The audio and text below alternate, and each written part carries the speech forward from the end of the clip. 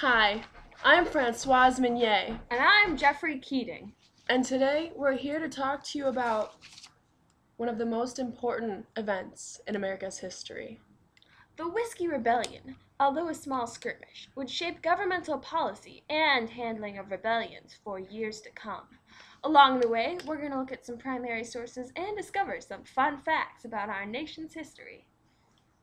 So hold on on tight tight. as we take this roller coaster of a ride into America's history. 1790. The United States government have taken on all of the debts incurred by the colonies over the course of the Revolution. They are deep, deep in debt.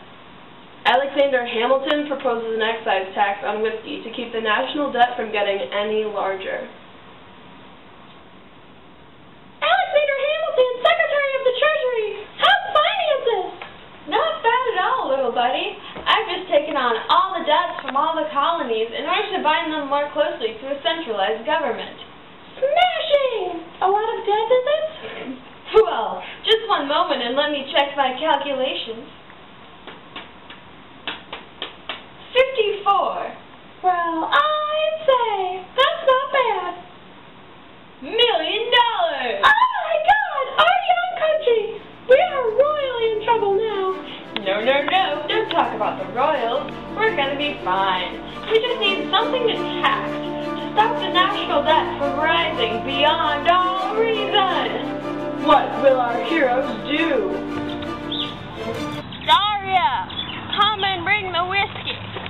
Okay, Papa. Hey there, darling. Papa, what are we doing with all this whiskey? It's what we get paid in, darling. Why don't we get paid in money like normal people? Well, we are just too dang poor. Our humble economy subsists of an exchange program, labor for whiskey, because the impoverished economy here in Pennsylvania does not allow us to live with the standard comforts of our higher classes. We are poor, but we have the most precious things, the fruit of our labors, our little house, the gentle touch of sunlight upon our brow, and each other. There are no sweeter joys. Well, anyway, I've got to go pay the priest. Daddy, I thought we were gonna drink this. Some things are more important, like salvation, and Pastor James does love his old Mongolian rye.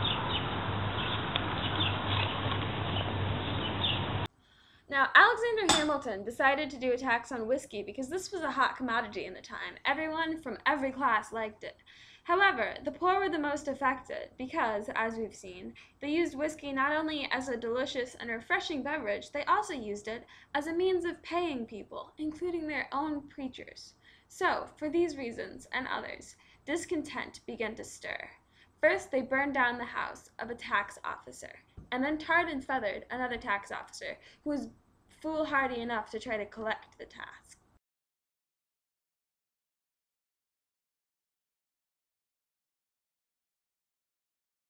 My name is John Neville, and I'm enjoying my house. Die, taxman scum, die!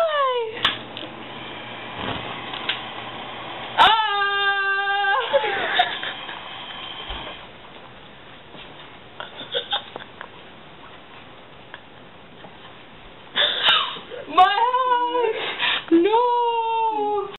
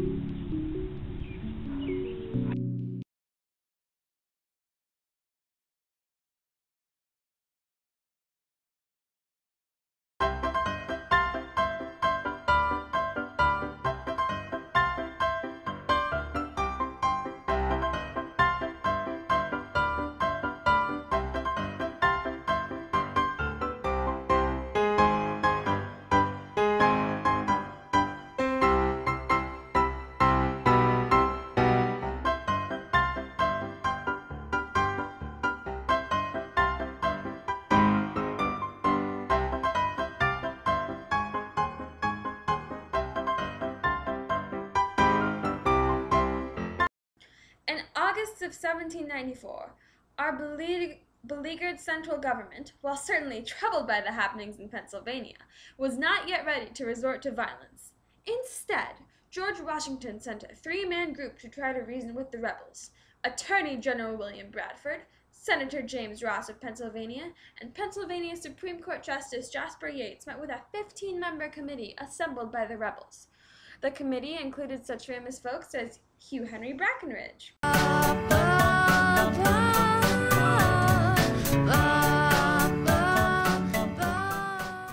David Bradford,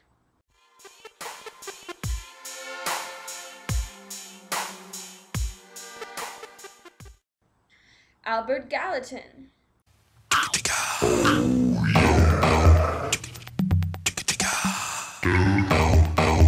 and many other community leaders.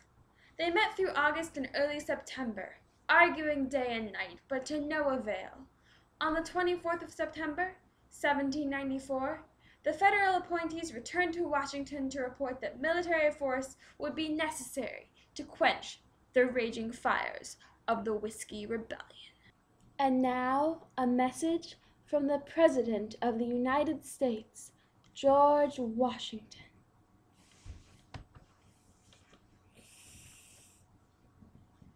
It is in my judgment necessary, under the circumstances of the case, to take measures for calling forth the militia in order to suppress the combinations aforesaid and to cause the laws to be duly executed. And I have, accordingly, determined to do so, feeling the deepest regret for the occasion, but withal the most solemn conviction that the essential ingredients of the Union demand it, that the very existence of the government and the fundamental principles of social order are materially involved in this issue, and that the patriotism and firmness of all good citizens are seriously called upon, as occasions may require, to aid in the effectual suppression of so fatal a spirit. Therefore, and in pursuance of the proviso above recited, I, George Washington, President of the United States, do hereby command all persons, being insurgents as aforesaid, and all others whom it may concern, on or before the first day of September next, to disperse and retire peacefully to their respective abodes. Thank you. That was the President of the United States. Thank you for watching. Now, there were only a few thousand rebels at most, often only a few hundred. But George Washington had an idea and assembled 12,950 armed militiamen from neighboring states to squash the rebellion.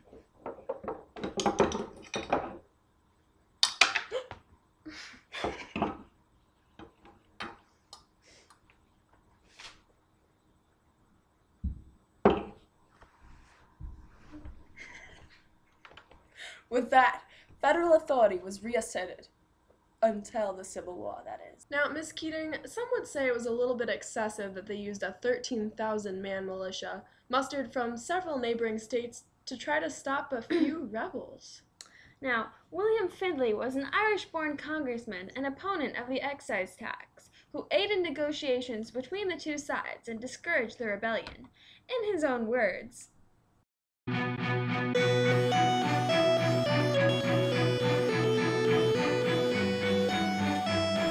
riotous opposition in the excise law in one survey has already cost the United States more money than will probably be produced by that tax. In the whole United States, it has been 10 years in operation.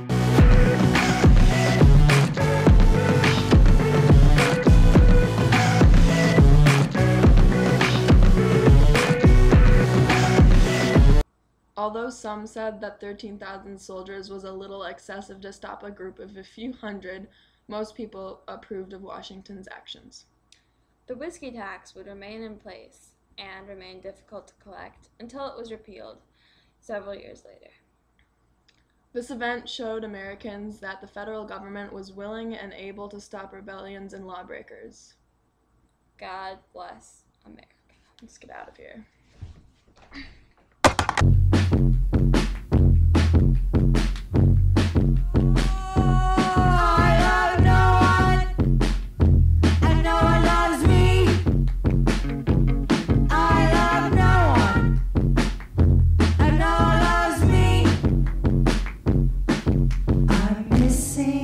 our